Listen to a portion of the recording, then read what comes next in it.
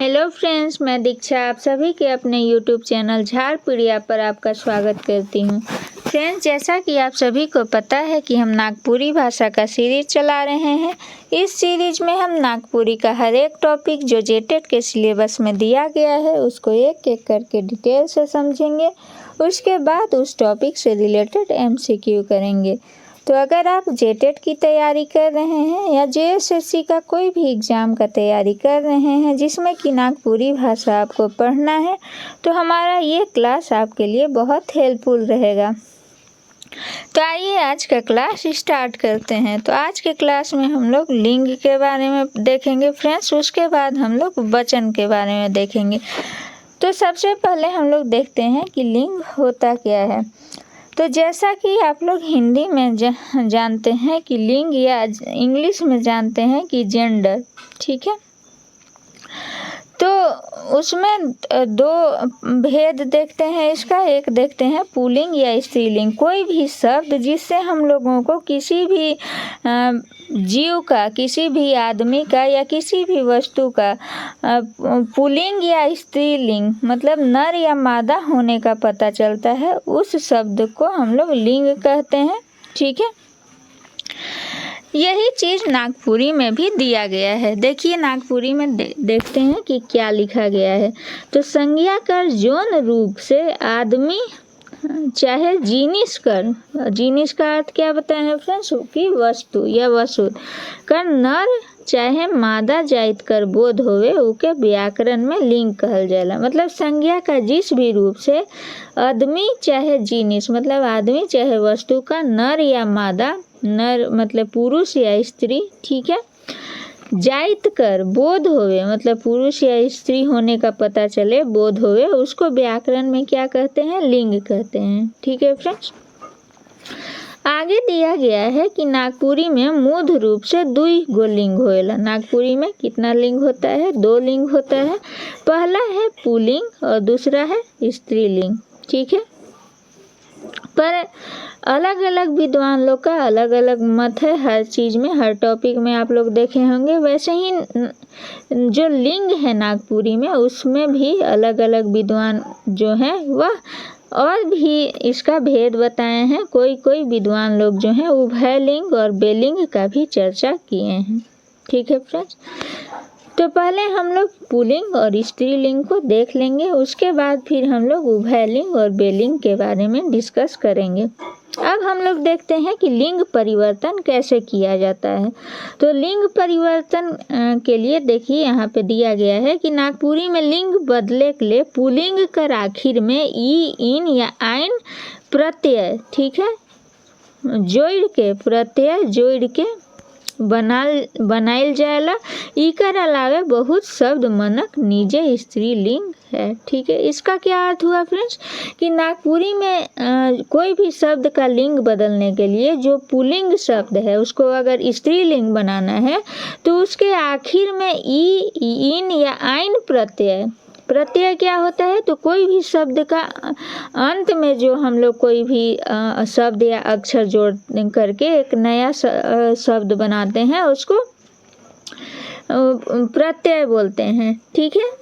तो जैसे कि हम लोग कोई भी शब्द में ई और इन या आइन जोड़ करके उस शब्द का स्त्रीलिंग बनाएंगे, या इसके अलावे और बताया गया है कि नागपुरी में बहुत सा शब्द का अपना स्त्रीलिंग रूप अपना ही होता है, उसको अलग से हम लोग नहीं बनाते हैं।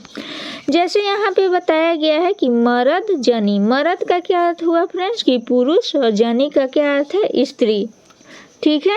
ऐसे ही है गरु गाय, इधर आपका पुल्लिंग बताया गया है और इधर क्या बताया गया है, स्त्रीलिंग, ठीक है।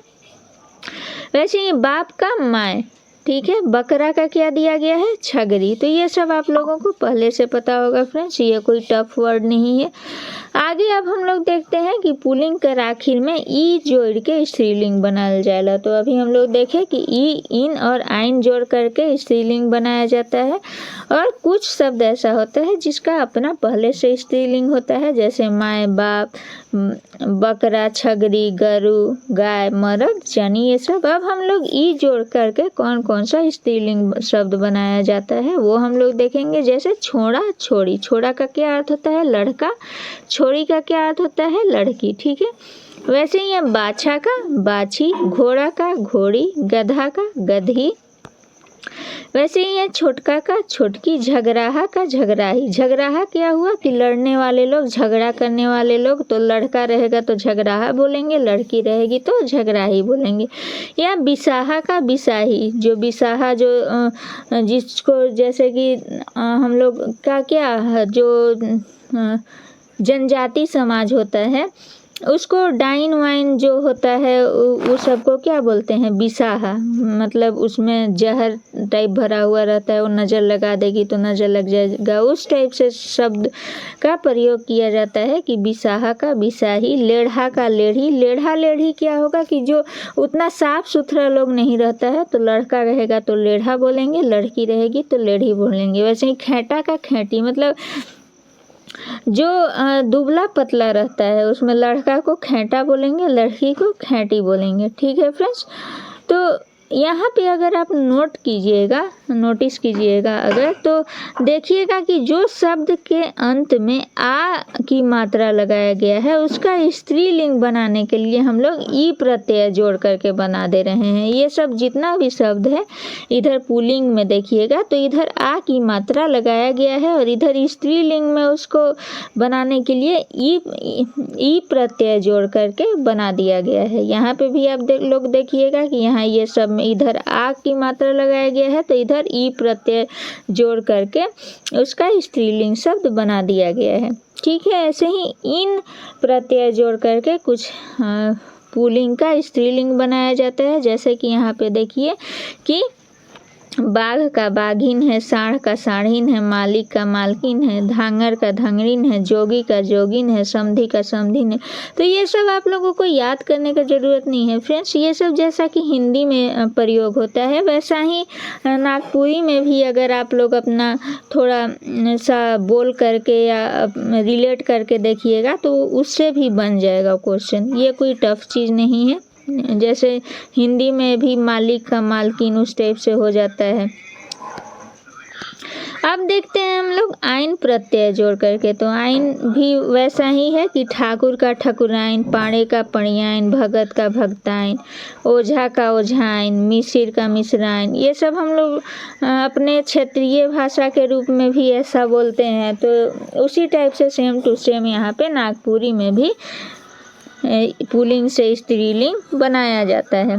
ठीक है, आगे दिया गया है कि नागपुरी में बेजान, बेजान का क्या अर्थ है कि जिसमें जान नहीं है, मतलब निर्जीव चीज़। ठीक है, छोट चीज़ मतलब कोई भी छोटा चीज़, चाहे प्राणी मतलब कोई भी जीव चीज़, छोटा जीव ही क्यों ना हो, छोटा जीव को या कोई भी छोटा बेजान चीज़ हो, वस्तु हो, उसको क्या माना गया है? तो उभयलिंग माना गया है। ठीक है, जैसे कि एग्जाम्पल देखिएगा तो जैसे ढीला देखिएगा कि बाल में छोटा छोटा सा होता है। चिमटी मतलब चींटी, चींटी भी छोटा छोटा होता है। तो उसको हम लोग बता नहीं सकते हैं कि वह पुल्लिंग है या स्त्रीलिंग है। वैसे ही लीख, चिल्हर, पखना का क्या अर्थ होता है फ्रेंड्स? पत्थर। ठीक है, पानी, लोहा, ये गुड़।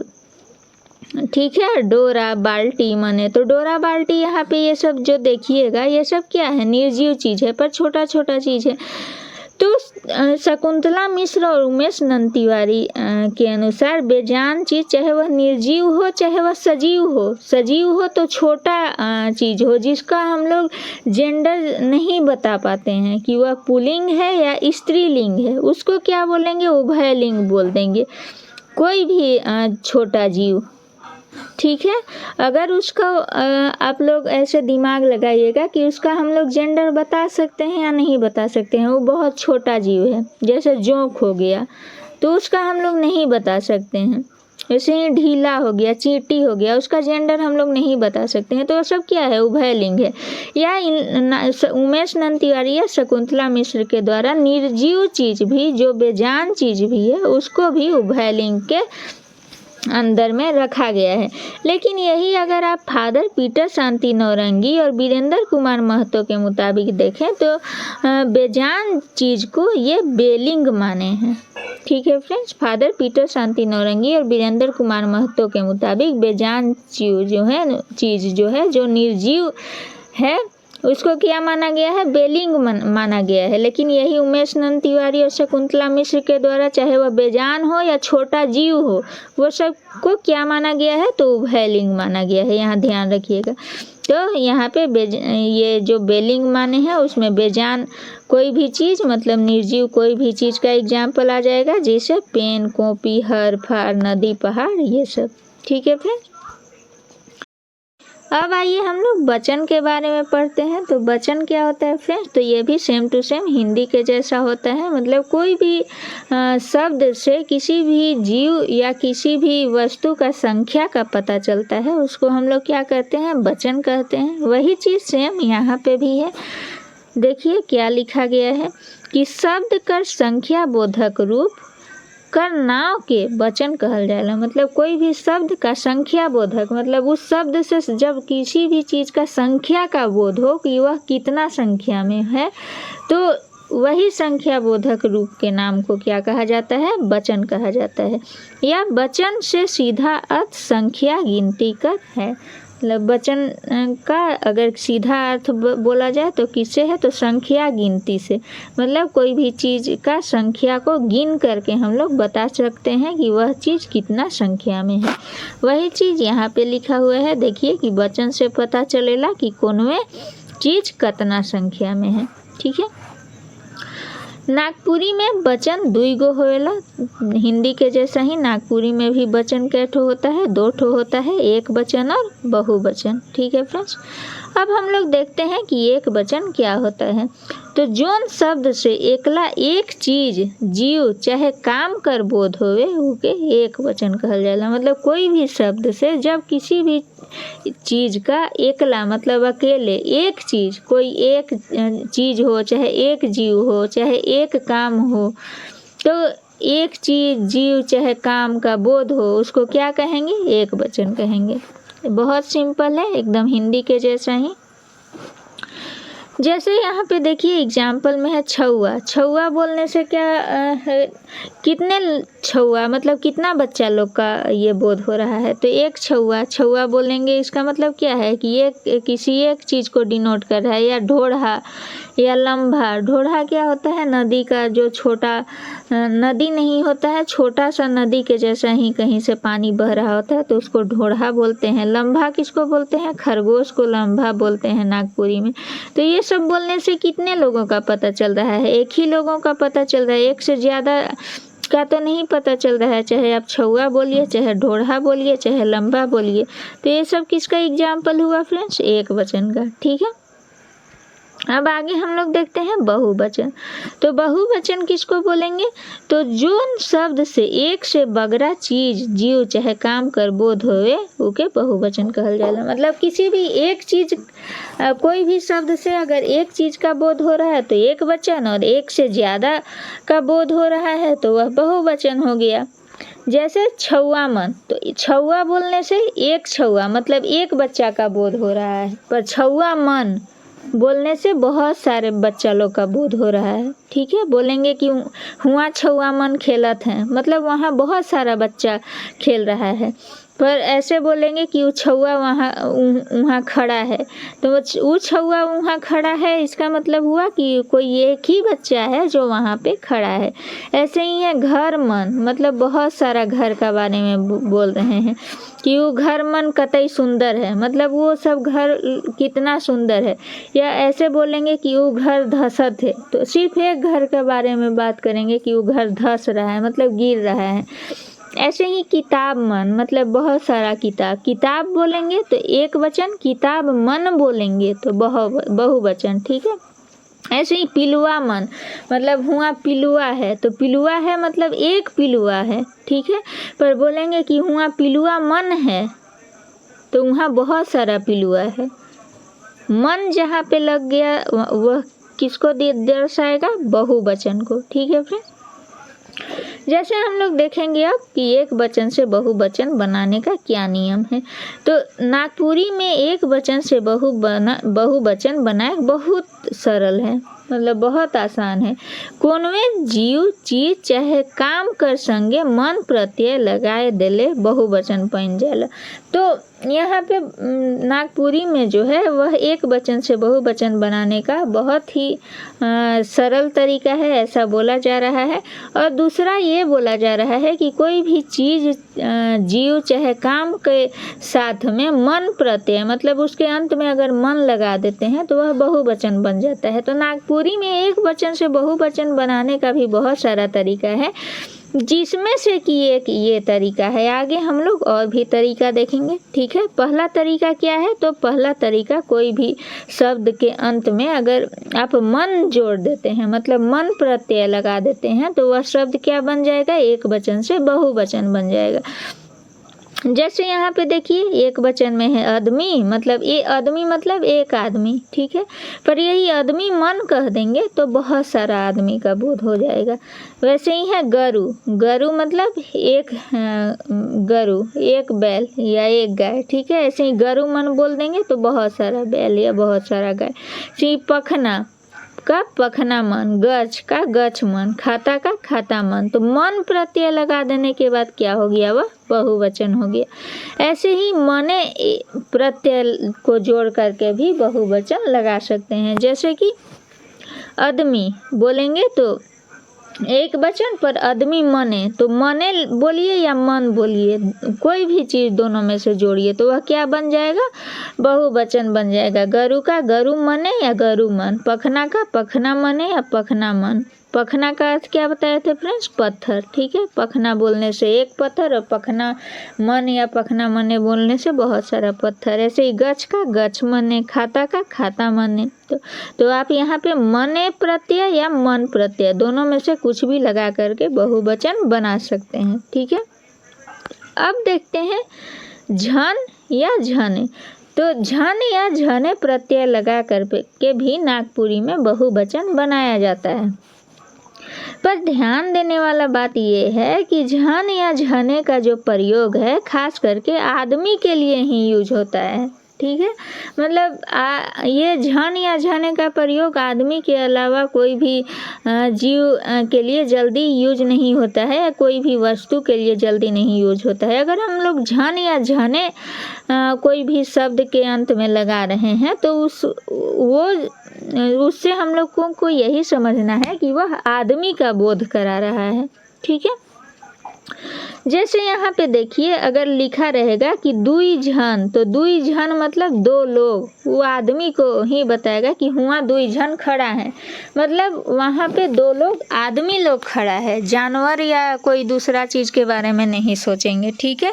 कै झन मतलब हुआ कै झन खड़ा है, तो मतलब वहाँ ढेर सारे लोग खड़े हैं। कै झन है मतलब गिनती निश्चितता है, पर वहाँ पे आदमी लोगों का बारे में बताया जा रहा है कि वहाँ पे ढेर सारे लोग खड़े हैं, या ढेर झन या झने, ठीक है। तो झन या झने प्रत्यय लगा करके भी हम लोग बहुवचन बना सकते हैं, पर झन या झने जो है वह आदमी जाति का बोध कर प्रधानता दिखाता है, ठीक है फ्रेंड्स। अब हम लोग देखते हैं कि नागपुरी में संज्ञा शब्द के संगे सौब प्रत्यय सौब लगा करके भी बहुवचन बनाया जाता है, ठीक है। तो सौब का प्रयोग जो है फ्रेंड्स वह प्रत्यय के रूप में भी प्रयोग किया जाता है और उपसर्ग के रूप में भी। आगे हम लोग देखेंगे उपसर्ग और प्रत्यय, पर अभी आप लोगों को ये पता होगा कि नॉर्मल सा कि उपसर्ग क्या होता है। तो कोई भी शब्द के पहले अगर किसी शब्द या अक्षर को जोड़ते हैं तो वह उपसर्ग कहलाता है, और बाद में जोड़ते हैं तो वह प्रत्यय कहलाता है। तो यहाँ पे ये है कि एक वचन से बहुवचन बनाने के लिए हम लोग सौब को उपसर्ग के रूप में भी जोड़ सकते हैं और प्रत्यय के रूप में भी जोड़ सकते हैं। दोनों सेम ही होगा, वह बहुवचन बन जाएगा और अर्थ भी सेम ही होता है, पर सेंटेंस के आधार पे हम लोग उसका प्रयोग करते हैं। वैसे एक वचन से बहुवचन बनाने में वहाँ पे गलती नहीं होगा, ठीक है। हम लोग देखते हैं जैसे यहाँ पे है कि आदमी, आदमी को क्या सौब आदमी या आदमी सौब भी लिख सकते हैं। ऐसे जनाना, जनाना को सौब जनाना। कचिया, कचिया मतलब पैसा कौड़ी को कचिया बोलते हैं, तो सौब कचिया। खटिया को सौब खटिया। पटिया को सौब पटिया। ऐसे ही लेदरा को सौब लेदरा। यहाँ पे देखिए फ्रेंड्स, ये लिखा गया है कि जो हम लोग मन मने या झन झने देखे, उसका प्रयोग जो है वह संज्ञा के बाद मतलब सिर्फ और सिर्फ प्रत्यय के रूप में प्रयोग किया जाता है, ये सारा शब्द का। लेकिन जो सौब है, सौब का जो प्रयोग है वह उपसर्ग और प्रत्यय दोनों के रूप में कर सकते हैं, और दोनों जोड़ करके आप बहुवचन बना सकते हैं। जैसे एक तो हुआ कि ऐसे यहाँ पे आप लोग उपसर्ग के रूप में जोड़ करके यहाँ पे बना दिए बहुवचन। उपसर्ग क्या हुआ, पहले सब को हम लोग ऐड किए, ठीक है। उसके बाद इसको पूरा बहुवचन ये सब को बना दिए। अब हम लोग देखते हैं कि बाद में भी जोड़ करके उसका बहुवचन बना सकते हैं। जैसे एक तो सौब आदमी लिख दिए, लेकिन आदमी सौब भी हम लोग लिख सकते हैं बहुवचन में। ऐसे ही सौब गरु तो लिख लिए बहुवचन में, लेकिन गरु सौब भी लिखेंगे तो गलती नहीं होगा। वैसे ही सौब घर या घर सौब दोनों हम लोग बहुवचन बनाने के लिए प्रयोग कर सकते हैं, ठीक है। अब हम लोग आगे देखते हैं नेक्स्ट कि जब संज्ञा के पहले संख्यावाचक विशेषण कर प्रयोग या प्रयोग करल जायला मन मने झन झने कर बेगर प्रयोग कर ले बहुवचन बनाल जायला। मतलब जब संज्ञा का पहले संख्यावाचक विशेषण आता है तो वहाँ पे मन मने झन झने ये सब का प्रयोग नहीं करते हैं। ये सब का प्रयोग किए बिना ही वह बहुवचन दर्शाता है। जैसे एग्जाम्पल से समझिएगा, तो एग्जाम्पल है कि चारों भाई घर आले होगा, यहाँ पे ये आ का मात्रा एक्स्ट्रा हो गया है, तो चारों यहाँ पे चारों होगा, ठीक है फ्रेंड्स। ऐसे चारों, तो चारों भाई घर आले में हम लोग क्या देखें कि एक वचन और बहुवचन। तो बहुवचन क्या होता है कि जहाँ पे भी एक से ज़्यादा लोगों का बोध होता है वह क्या हो जाता है, बहुवचन हो जाता है। तो अगर ये चारों मतलब 4 लोग का बोध करा रहा है तो ये पूरा सेंटेंस क्या हो जाएगा, बहुवचन हो जाएगा। ऐसे ही सातों बहिन नैहर गेलें, अब सातों बोल दिया, एक से ज़्यादा बोल दिया, तो वह क्या हो जाएगा सेंटेंस, ये बहुवचन हो जाएगा। तो वही चीज़ है कि अगर संख्यावाचक विशेषण का प्रयोग कर दिया जा रहा है संज्ञा के पहले तो वह बहुवचन दिखाएगा। पर आप लोगों को इतना ये रूल याद करने का ज़रूरत नहीं है। अगर आप ये सेंटेंस देख रहे हैं तो नॉर्मल सा सेंटेंस है, ये देख करके ही समझ आ जा रहा है कि एक से ज़्यादा लोगों के बारे में बोला जा रहा है, इसलिए यह क्या होगा, बहुवचन होगा, ठीक है। वही बताया गया है कि यहाँ चार होगा ना, 4 और 7 बहुवचन कर बोध करवाएला, ठीक है फ्रेंड्स।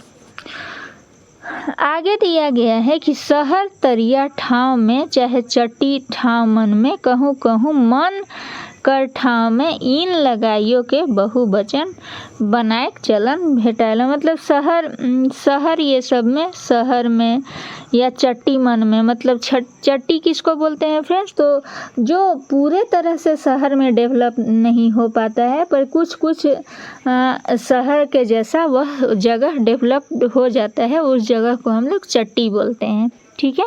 ये तो वैसे जगह में मन का प्रयोग ना करके इन का प्रयोग करके बहुवचन बनाया जाता है। जैसे कि एग्जाम्पल पे यहाँ पे देखिएगा, तो एक वचन अगर है हम, तो बहुवचन में प्रयोग करते हैं कि हमरीन, ठीक है। तोए के तोहरीन या तुहिन का प्रयोग किया जाता है बहुवचन बनाने के लिए। तो ये जनरली हम लोग बुक पढ़ते हैं तो ऐसा सेंटेंस देखने के लिए मिलता है, हम हमरीन तोए तोहरीन, ठीक है। वही चीज़ यहाँ पे लिखा गया है कि ईसन प्रयोग कहानी नाटक उपन्यास नाटक जैसा साहित्य में पात्र स्तर मुताबिक संवाद में बगरा भेटाएला। मतलब कहानी नाटक उपन्यास ये सब साहित्य में कोई भी पात्र में स्तर मुताबिक ये सब संवाद मतलब कोई भी बातचीत में बगरा भेटाएला, मतलब ज़्यादातर ऐसा शब्द हम लोगों को देखने के लिए मिलता है, ठीक है। तो ये था वचन। आज के क्लास में हम लोग देखे लिंग और वचन के बारे में। अगर आप लोगों को इस क्लास से रिलेटेड कोई भी डाउट है तो हमारे कमेंट बॉक्स में कमेंट करके पूछ सकते हैं। और अगर आप लोगों को हमारा ये वीडियो पसंद आया तो हमारे चैनल को लाइक कीजिए, सब्सक्राइब कीजिए और अपने दोस्तों के साथ शेयर कीजिए। मिलते हैं अगले वीडियो में, तब तक के लिए धन्यवाद।